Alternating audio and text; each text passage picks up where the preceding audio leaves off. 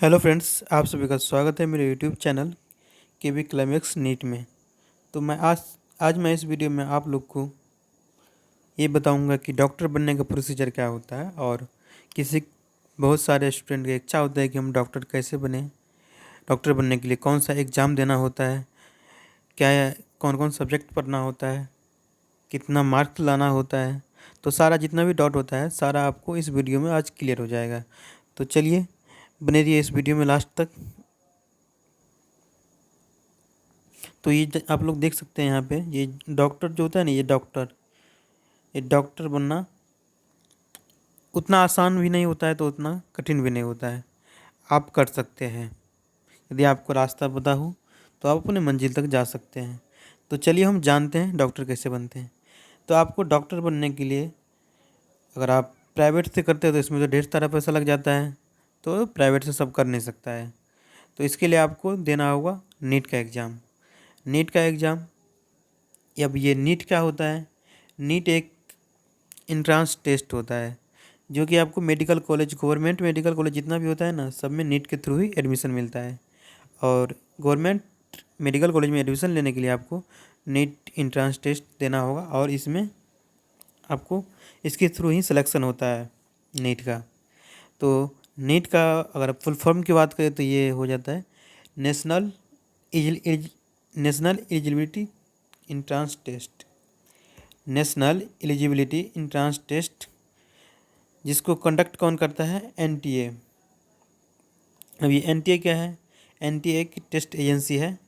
NTA का full form होता है नेशनल टेस्टिंग एजेंसी।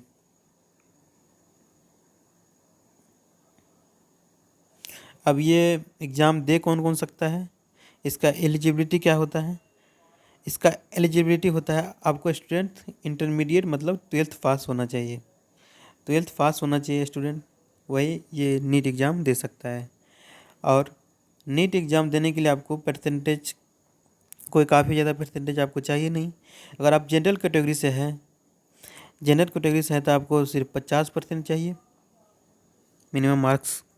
अगर आप रिजर्व कैटेगरी जैसे SC ST OBC इस सब में आते हैं तो आपको मिनिमम परसेंटेज 45 चाहिए।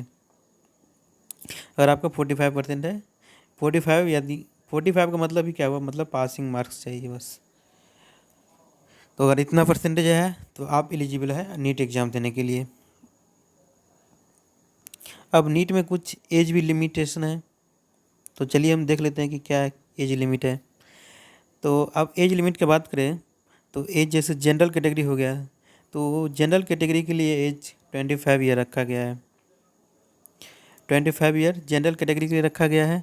और रिजर्व कैटेगरी मतलब OBC SC ST ये सब आता है, तो इसके लिए आपको 30 ईयर का टाइम दिया जाता है। 30 ईयर तक लिमिट है, आप एग्ज़ाम दे सकते हैं। इसके लिए मिनिमम एज भी लिमिट है। इसके लिए कैंडिडेट का मिनिमम एज कितना होना चाहिए?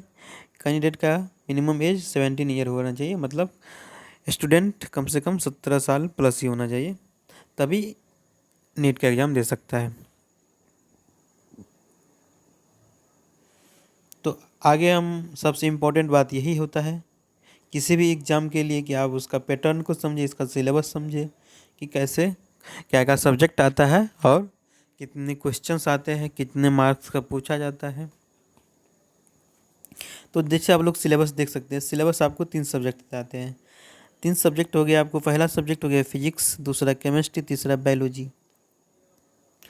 तो बायोलॉजी से आपको 45 क्वेश्चन पूछे जाएंगे, केमिस्ट्री से आपको 45 क्वेश्चन पूछे जाएंगे, और सॉरी बायोलॉजी नहीं, ये फिजिक्स से आपको 45 क्वेश्चन पूछे जाएंगे, और बायोलॉजी से आपको 90 क्वेश्चन मतलब 90 क्वेश्चन पूछे जाते हैं।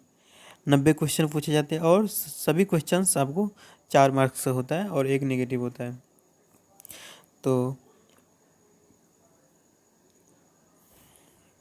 नीट एग्ज़ाम के लिए ये बायोलॉजी बहुत ही इम्पोर्टेंट होता है। टोटल आपको 180 मार्क्स का कंपलसरी क्वेश्चन होता है। 180 मार्क का जो होता है ना कंपलसरी क्वेश्चन होता है, मतलब इतना आपको करना ही है। वैसे पेपर में टोटल 200 क्वेश्चन पूछा जाता है। अभी इधर ही 2021 से पूछा जाता है। 2021 में फर्स्ट बार पूछा गया था 200 क्वेश्चन, अभी 2022 में भी पूछा गया था। और उससे पहले ना 180 क्वेश्चन ही आता था और इतने ही करने होते थे। अब आपको 20 क्वेश्चंस ऑप्शनल हो जाता है, जो कि आप सेलेक्ट करके चूज करके मतलब आपको जो आपसे बन रहा है उसको आप बना सकते हैं, बाद में निगलेक्ट कर सकते हैं। तो उसमें होता क्या है, अभी जो आ रहा है पेपर उसमें आपको सेक्शन ए बी करके आता है। तो जैसे सेक्शन ए हो गया फिजिक्स का, तो सेक्शन ए फिजिक्स का हो गया, तो उसमें आपको सेक्शन ए में 35 क्वेश्चन है जो कि कंपलसरी आपको सारे करना है। और अगर हम सेक्शन बी में आते हैं फिजिक्स का, तो सेक्शन बी में आपको 15 क्वेश्चंस आते हैं। 15 क्वेश्चंस में से आपको 10 क्वेश्चंस करना होता है सेक्शन बी का। सेम वैसा ही केमिस्ट्री में होता है। केमिस्ट्री में 35 क्वेश्चंस आएगा जो कि सेक्शन ए में होगा, उसको आपको कंपलसरी करना होगा 35 क्वेश्चंस को केमिस्ट्री में। और सेक्शन बी के अंदर जो आएगा 15 क्वेश्चंस, 15 में से आप 10 कर सकते हैं, बाद बाकी 5 को आप नेगलेक्ट कर सकते हैं जो नहीं हो रहा है। सेम बायोलॉजी में होता है। बायोलॉजी 2 होता है, 2 पार्ट होता है बायोलॉजी का, एक जूलॉजी और एक बॉटनी होता है। तो जूलॉजी से भी 45 क्वेश्चन पूछा जाता है और बॉटनी से भी 45 क्वेश्चन पूछा जाता है। तो जूलॉजी से जो 45 क्वेश्चन पूछा जाता है सेम पैटर्न होता है, 35 क्वेश्चन सेक्शन ए में पूछा जाता है और 15 क्वेश्चन सेक्शन बी में पूछा जाता है।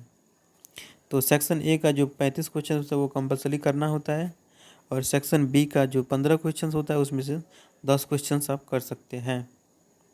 सेम बॉटनी में होता है, 35 क्वेश्चन कंपलसरी होता है सेक्शन ए का।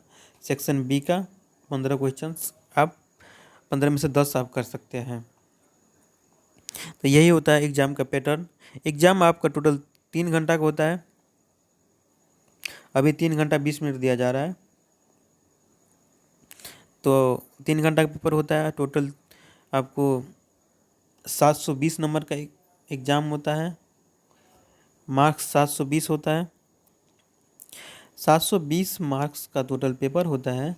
अगर हम आप कट ऑफ की बात करें हर एक साल के एवरेज कट ऑफ, तो 600 प्लस ही जाता है, 600 प्लस जाता है एवरेज कट ऑफ। तो आपको अगर गवर्नमेंट मेडिकल से MBBS करना है तो आपको 600 प्लस नंबर चाहिए। 720 में से 600 प्लस नंबर आपको, मार्क्स इतना आपको ऑब्टेन करना पड़ जाएगा, तभी आपको सिलेक्शन मिलेगा और एक मेडिकल कॉलेज से एक अच्छे मेडिकल कॉलेज में आप एक अपना स्थान फिक्स कर सकते हैं। तो कैसा लगा आपको आज का ये वीडियो? अगर अच्छा लगा तो वीडियो को लाइक कर दीजिएगा, चैनल को सब्सक्राइब कर दीजिएगा, और यदि कोई नीट एग्जाम से और भी कुछ रिलेटेड डाउट हो तो आप इस वीडियो के कमेंट में आप ज़रूर पूछ सकते हैं, ज़रूर मैं रिप्लाई दूंगा। तो प्लीज़ कमेंट करें, चैनल को सब्सक्राइब करें और अपने फ्रेंड के पास इस वीडियो को शेयर करें जिन्हें भी इच्छा है कि हम डॉक्टर बने। और डॉक्टर बनना इतना कठिन नहीं है, उतना आसान भी नहीं तो इतना कठिन भी नहीं, आप कर सकते हैं। Okay, thanks for watching.